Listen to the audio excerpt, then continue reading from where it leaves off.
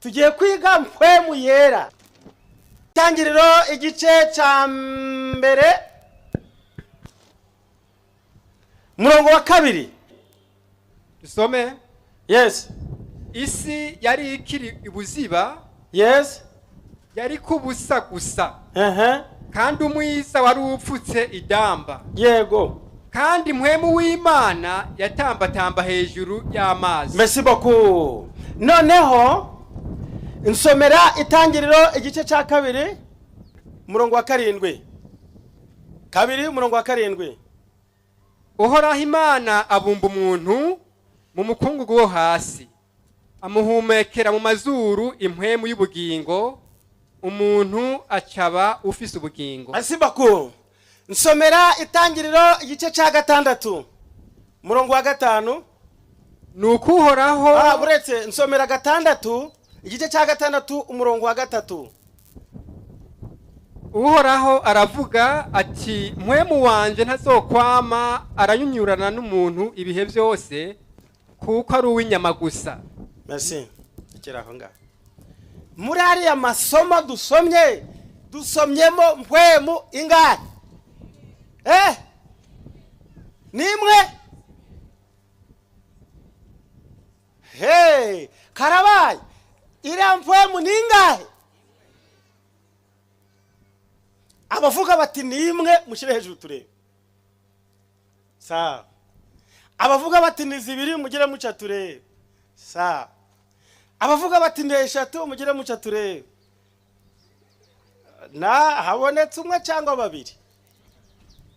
Shuti nkunda ushize mu gaciro cyangwa se ukumviriza ugasoma Bibiliya yawe neza, wowe uri kureba ugasanga umwuka mpwemu y'Imana yatambatambaga hejuru y'umwijima, ukongera ukamenya mpwemu y'ubugingo igiye mu mazuru, ukongera ukemera ko ihwanye nanone na mpwemu iruhanya n'abantu.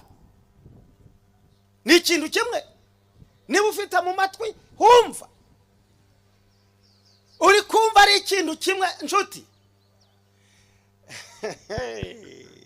Uyu mwuka mpumeka wo mu mazuru uhwanye na mwuka uruhanya n'imitima. Mbese wiriwe uraho? Muri Bibiliya yawe nimwo byanditse. Turashaka kwiga mwuka w'Imana cyangwa se mpwemu yera. Ariko hariya tuhasanze za mpwemu 3. Hari mpwemu itembera hejuru y'isi, hari mpwemu itanga ubugingo, hari mpwemu iruhanya n'imitima y'abanyabyaha. Neza? Dore 3 ntabwo zisa. Zifite uko zisobanurwa nshuti, nta nubwo zikora umurimo umwe. Zifite ahantu zigenda zitandukanira. Nibyo tugiye kwiga muri uyu mwana. Ni isomo. Ririya ni isomo tugiye kwiga. Ntabwo ari ikibwirizwa. No. Ahubwo tugiye kwiga Bibiliya. Tugiye kujyamo muri Bibiliya twumve ibyari byo nshuti. Hari ibihe byinshi tuyobejwe nuko twatinze kumva icyo Bibiliya itwigisha. Tukiruka turaruhanya n'abantu tubabaza ibyo batazi, tukanabagora rimwe na rimwe, tukaberekeza mu nzira badashobora kunyuramo ngo bayitindemo. Mpwemu iruhanya n'imitima y'abantu.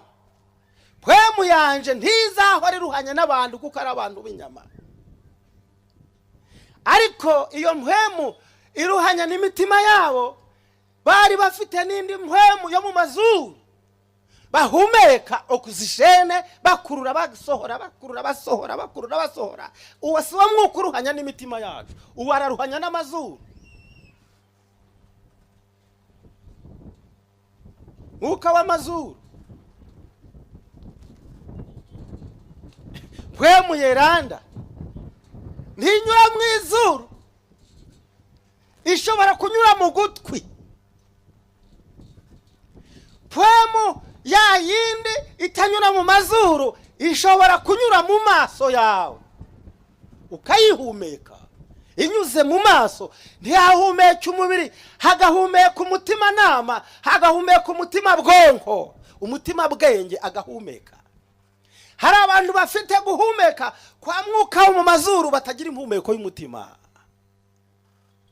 tugiye kwiga igituma mpwemu yinjira mu mitima yacu, wa muntu w'imbere agahumeka. burya iyo tudahumetse aho inyuma, ngewe ndi kugira ngo umuhanga waba ari uwa mbere ku isi yamara iminota 10 adahumetse. ahari yabishobora simbizi, ariko ntawamara isaha wafungira ahangaha, mazuru akayazibya n'umunwa, umwuka ntugira ahandi unyura igihe gito cyane, iri teraniro ryarangira nta buzima ugifite. none se byashoboka bite ko umuntu yamara isaha atagira mpwemu yera akaba agihumeka mu gikirisitu? reka turebe ko uyu muntu yahumeka. uko utahumeka ubuze mpwemu yo mu mazuru, ni nako utahumeka umwuka w'ubugingo udafite mpwemu yeranda. benshi baribwira ko bariho kandi batariho. Yohana igice cya 14 umurongo wa 15. wa muntu wanje mumurekere mikrofone asome numva. ndashaka yuko ikirundi gitegeka. Yohana 14 umurongo wa 15. nimwankunda muzokwitondera ibyagezwe byanje. nimwankunda, nimunkunda komeza uhagarare. nje nawe tugiye kubwiriza iri teraniro, ndetse ngwino hano imbere maze urebe iteraniro tugendane rero. soma twumve. Yohana 14 umurongo wa 15 haravuga ngo nimwankunda muzokwitondera ibyagezwe byanje. nimwankunda muzitondera iki? ni ibyagezwe. ni amategeko niko. kanze twumve kanze nanje ndambure ya page yiwanje nanje ndebe. nibyanga muganga arambwiye ngo nibyanga nje ndabivuga mu mutwe, kuko ngo no gusoma cyane binaniza amaso, ariko nta kundi nabigenza. nimwankunda muzitondera ibyagezwe byanje. ninde uvuze ayo magambo? ninde? nimwankunda muzitondera iki? tugeze mu isaha ikomeye nshuti. nimunkunda muzitondera amategeko yanje. nimwankunda muzitondera ibyagezwe byanje. ibyagezwe bya Yesu murabizi. nimwankunda muzitondera. ndashaka kumenya ibyagezwe murabizi. ibyagezwe bya Yesu ni biki? muvuga ibyagezwe ni biki? ni amaki? ni amategeko y'Imana na ya Yesu. ninde uvuze ari amagambo? ndashaka ko muvuga uko Bibiliya ivuze, mwigenekereza ibyo mumenyereye ndabyanze. tugenda uko bira turayisoma nuko nta kundi. siko ibyo musanzwe muzi effacer le tableau. mutantanga imbere mukanjijisha. mureke tugenda higeze Bibiliya, tugenda duhagararaho, irahagarara, turahagarara kugeza ubwo turagera ku ntego y'icyo dushaka kugeraho. ahubwo ndashaka kubabaza, Yesu niwe uvuze ayo magambo cyangwa nundi? ati iki? musubira mu bwanyu. nimwankunda muzitondera. none Yesu afite ibyagezwe bingahe? icya mbere, kabiri, gatatu, kane, gatanu, gatandatu karindwi umunani diridiri icenda noja nabageraho rero hari impamvu tugomba mpaka ndabakurikirana kugeza mubivuze hari abizera abakristo abayobozi akamara umwaka ayo mategeko atayasubiyemo ngo ayavuge. Nigeze ntungura abazejwa shengero biwacu ndabatungura mwicare hariya hari bati niki ndi nyari cyo nje kubabaza niki rero itegeko rya mbere rivuga ngo iki batiye itegeko rya mbere rivuga ngo iki bati itegeko rya mbere nti muyahe ndi muyibana umwe ngo ntukagira izimana mu maso yaje ndi rya kabiri okay ntukireme igicanye kibajwe ndi rya gatanu nsanga kumbe biratukomereye ibyagezwe ry'Imana icyambere repete ngwiki kabiri gatatu kane gatanu ngwiki gatandatu karindwi umunane icenda icumi nimwankunda muzitondera ibyagezwe byanje. So mu murongo ukurikiyeho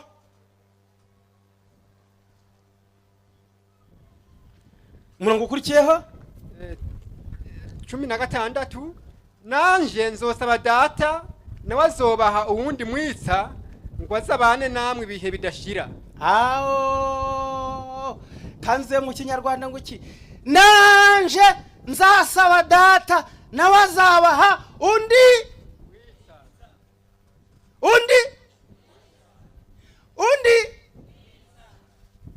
mwitsa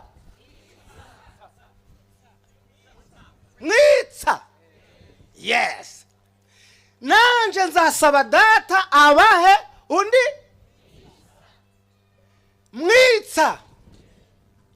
Ndashaka muri Bibiliya yanyu mwitsa yanditse n'inyuguti mezite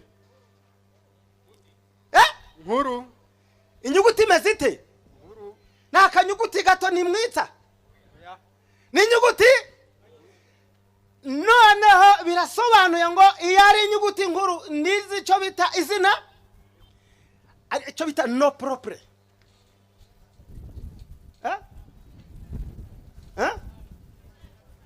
muyita ngo iki izina ry'uruharo izina bwite ni izina bwite ni izina kandi ry'umuntu ni izina ry'umuntu witwa nde yitwa mwitsa mu kinyarwanda yitwa mwuka. Ntabwo bashiraho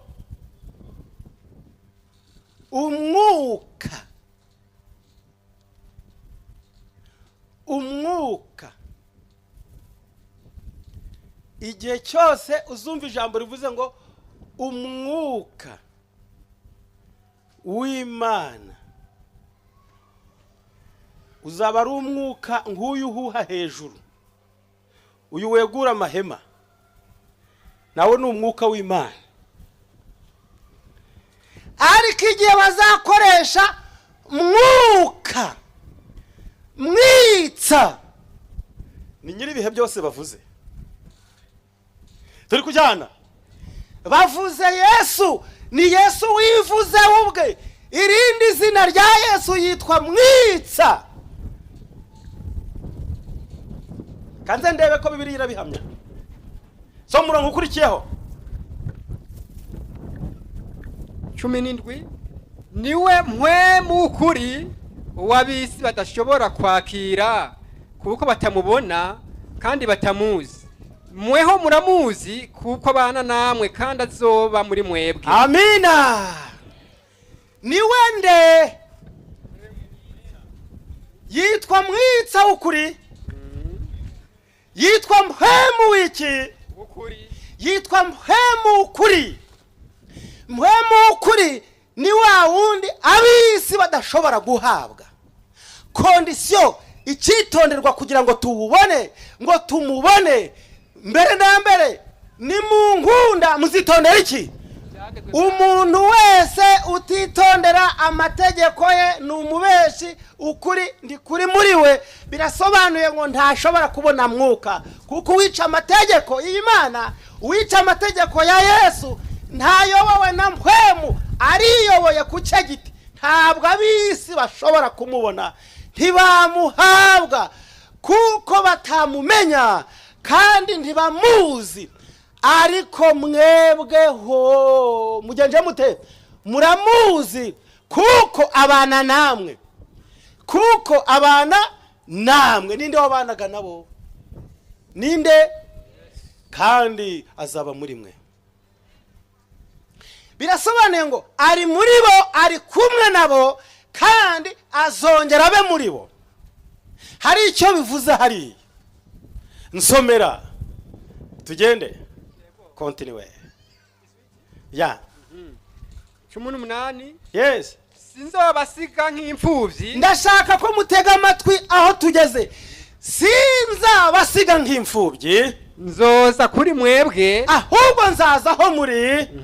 hasigaye igihe gito, hasigaye igihe gito, ab'isi ntibabe bakimbona, ab'isi ntibabe bakimbona, ariko mweho muzombona, ariko mweho muzambona, kuko ndiho, kuko ndiho namwe muzobaho. amina. ndashaka yuko twumva nje nawe. abantu benshi bari mu buyobe budasobanutse, baravuga bati Yesu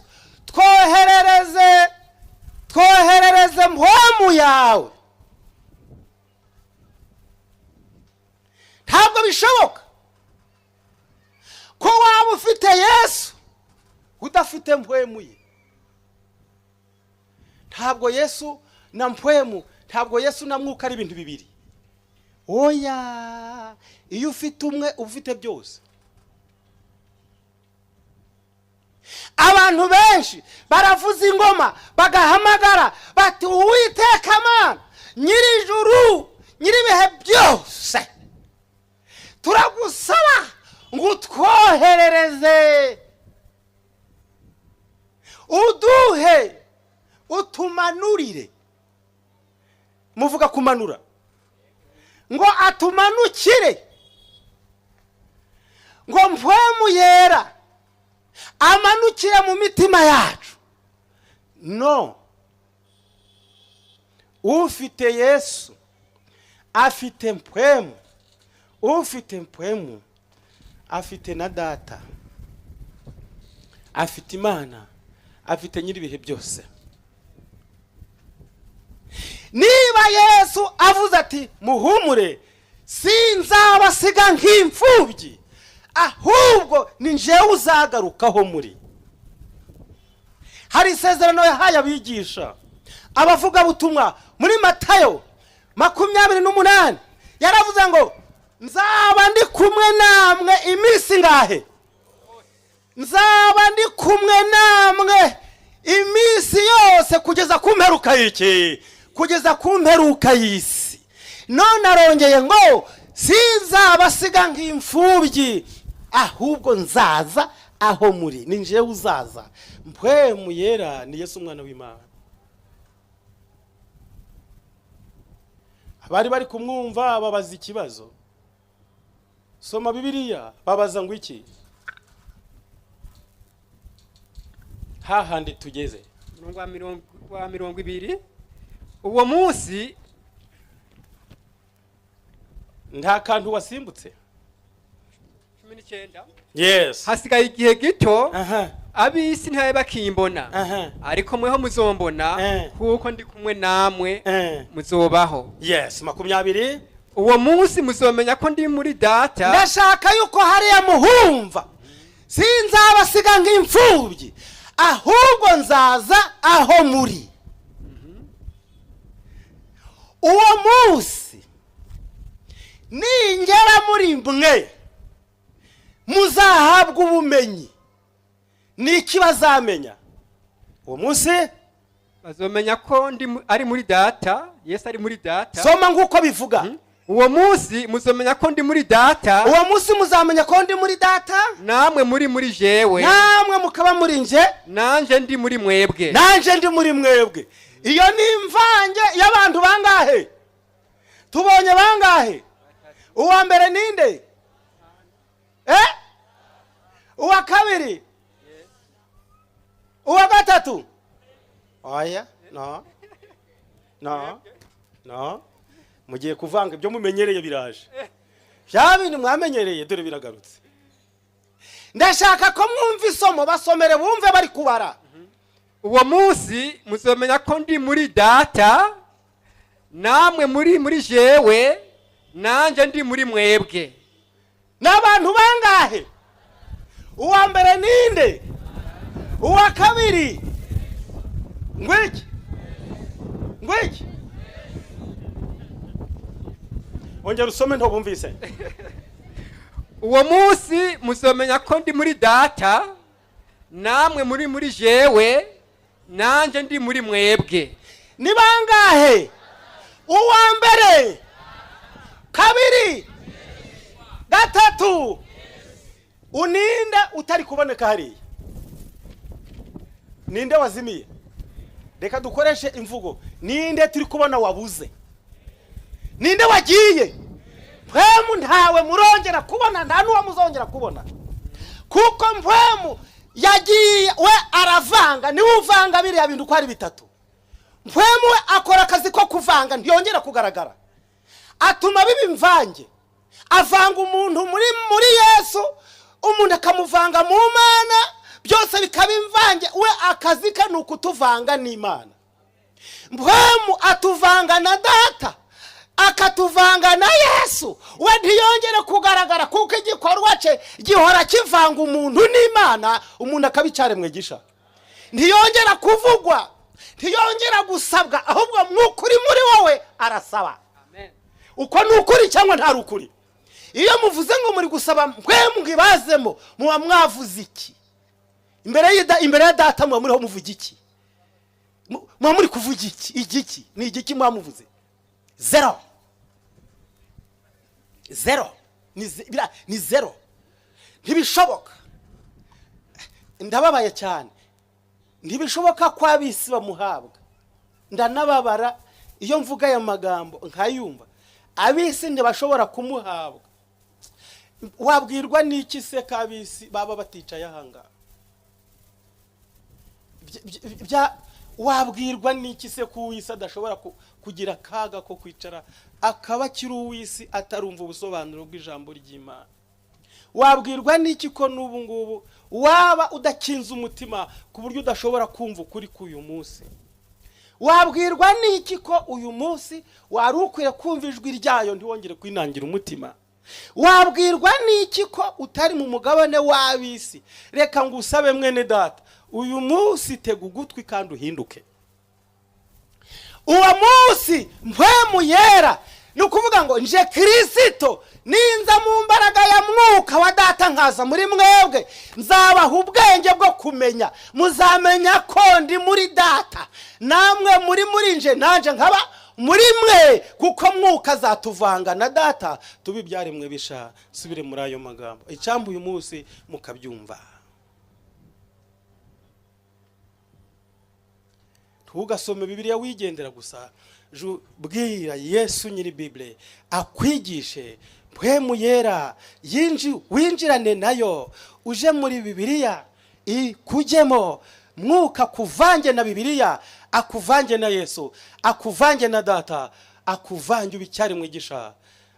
Aho ngaho ufite ubwo bugingo bwa mwuka muri we, uwo ntabasha gukora icyaha, kuko icyaha ntikigira imitegekere muri we.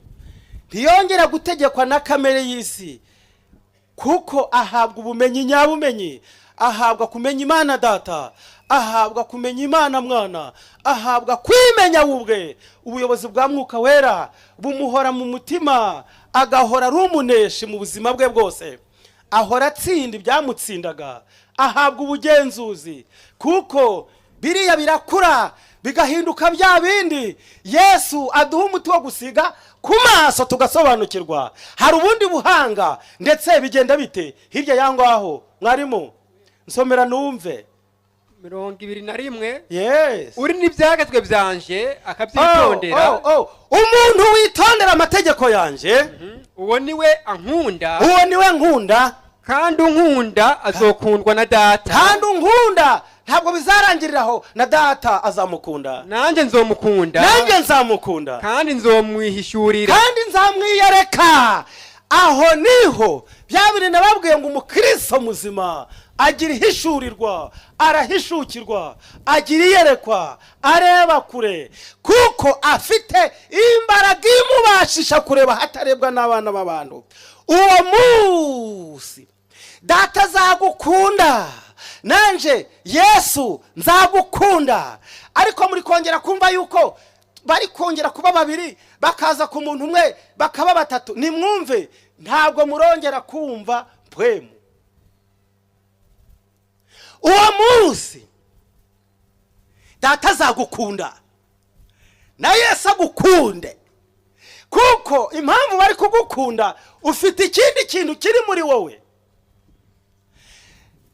Hari icyo muri kumva hariya, uwo ufite amategeko yanjye. Amategeko y'Imana yanditswe mu mbaraga ya mpwemu, yanditswe mu mutima. Nzandika amategeko yanjye hehe? Mu mitima yabo. Kwandika ikaramu ya Yesu yandikisha amategeko ye muri wowe ni Mwuka. Mwuka ninde? Ni ijambo ry'Imana. Muri Yohana ngo amagambo mbabwiye niyo Mwuka cyangwa se niyo mpwemu, ndetse nibwo bugingo. Mpwemu rero yandika amagambo, yandika amategeko ya Yesu mu mutima w'umuntu, hanyuma urukundo rwa data rukaba kuri we, kandi Yesu akamukunda. Kandi ntibamukunda gusa, ahubwo baza aho ari bakamwiyereka, akabona Imana mu buzima bwe, akumva ari hamwe n'Imana. Abari kumwe n'Imana ntibazongera gukora ibyaha ngo bitegeke imibereho yabo. Igituma duhabwa urukundo rw'Imana, igituma duhabwa Mwuka, yandikanwa n'amategeko ya data mu mibereho yacu, maze Mwuka agategeka ubugingo bwacu. Noneho izo ntambwe tumaze gutera, tugiye gutera intambwe ya nyuma ya kaminuza. Duteye intambwe ya mbere yo kwitondera ibyo data avuga mu ijambo rye. Nimwe dukuye amategeko muri iyi Bible.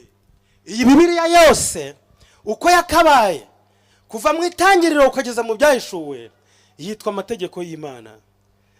Iyi karamu rero, iyo twumvise ubutumwa bwiza, Mwuka aja kuyandika muri twebwe. Yamara kwandika ayo mategeko, akatwigisha uko yitonderwa. Ibyo bigakura, bikabyara ubugingo bwa Kristo mu mibereho yacu. Kristo mu mibereho yacu akabyara ubumana muri twebwe. Data wa twese akaba muri twe. Muri ubwo buryo Kristo akiyerekanira mu mibereho yacu. Noneho hari ikivuka nyuma, duhabwa ubwiza na data. Kristo aduha ubwiza bwe, ubwiza bw'Imana bukaba mu mibereho yacu. Hirya abantu bagasoroma imbuto, mwe muvuga ibyamwa bikiyerekana, bakabisoroma, abantu bakavuga batumva. Noneho rya somo rigasohoka ngo nuko rero nibabona imibereho yanyu myiza, bahere ko bahimbaze data wo mu ijuru. Matayo igice cya 5 umurongo wa 49 rigasohozwa iryo somo mu mibereho yacu. Nuko rero namwe mube mukiranutse nguko so mu ijuru agenza ate, akiranuka. Nsomera isomo rikurikiraho. None se nyuma yo kuduhishurira ubumana, nyuma yo kuza bakatwiyereka, ahubwo nyuma yaho bazakora iki? Ni naho tugiye gusoreza muri uyu mugoroba. Hirya yo kutwiyereka, tugahishurirwa ubumana, tugahishurirwa Yesu, tugahishurirwa imbaraga y'ijuru ikorera mu mibereho yacu. Ndetse intambwe kaminuza ni yihe? Soma. Yuda aramubaza ati mugenzi. Yuda ati ntondi kubyumva neza. Yuda atari Isikariyota aramubaza ati mugenzi, bibaye bite kugira wihishurire twebwe ntiwihishurire ab'isi? Yego ye. Yuda ati nyamara njyewe uri kwigisha simbyumve. Burya ibyo byahozeho kubaza ni ingenzi. Yuda ariko utari Isikariyota arabaza ati nyagasani databuja, yewe mugenzi winsiga ntumva, hari aho urenze ntari kumva, urabigenza ute, biragenda bite kugira ngo twebwe utwiyereke ariko ab'isi we kubiyereka, urabinyuza he? Aramusubiza ati iki? Yesu aramwishyura ati nihagira unkunda azokwitondera ijambo ryanje, nihagira unkunda aritondera ijambo ryanje, kandi data azomukunda, kandi data azamukunda, maze tuzoza kuri we, maze tuzaza kuri we tubane nawe. noneho nukubana nawe iteka ryose. Ubwa mbere kwari ukuguha ubwenge, ubwa kabiri kwari ukukwiyereka, ubwa gatatu nukubana iteka ryose. Yesu azaba muri twe anyuze muri iyo nzira. Noneho niho bibaye batatu, niho tubonye ubumana butatu mu mwana w'umuntu. Uwo munsi tuzaza huri tukwiyereke, tuzaguhishukirwa, uwo munsi tuzaguha ubwenge, kandi uwo munsi wa nyuma umaze gutuza ibyo muri wowe, noneho ndi tuzatandukana nawe, nje na data tuzaza huri tubane nawe ibihe bidashira. Uwo nguwo uri hamwe na data, uri hamwe na Yesu kubw'imbaraga ya Mwuka Wera, kimenyetso kizamuranga, ntazongera gutsindwa n'iby'isi bitegeka imitima y'abanyabyaha, kuko ab'isi bategekwa n'imbaraga y'isi, ariko uyu azategekwa n'imbaraga y'ijuru. Reka nje namwe muri uyu mugoroba twemerere Yesu n'ijambo rye, twemerere Mpwemu Yera ature mu bugingo bwacu, aje kutuvanga n'Imana, atuvange na data, atuvange na Yesu, tubi byaremwe bisha byitondera amategeko ya data iteka ryose, mu izina rya Yesu umukiza wacu. Bangaye bavuga bati turasaba Mpwemu Yera ngikomeze kuyobora imitima yacu, atugeze mu bugingo bw'iteka ryose. Ibiganza hejuru, icyo kiganza ijuru rikibone neza, rikwandikira ibyo ngibyo wifuza, ibyo wizeye bigendere mu bugingo bwawe iteka ryose, kubwa Yesu umukiza wacu.